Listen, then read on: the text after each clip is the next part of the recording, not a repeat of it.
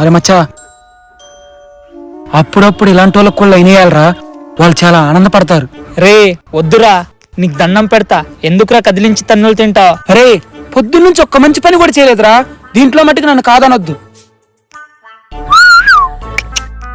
అమ్మ బాబాయ్ రాస్కిల్.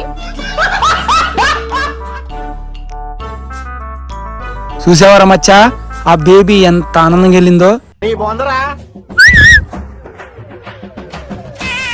ఎరా నా చెల్లి అందంగా నన్ను ఏడిపిస్తారా? ఆడపిల్లంటే ఆడపిల్ల అనుకుంటున్నారా? బ్రో, అది అందమా మందమా? అన్యో వేసి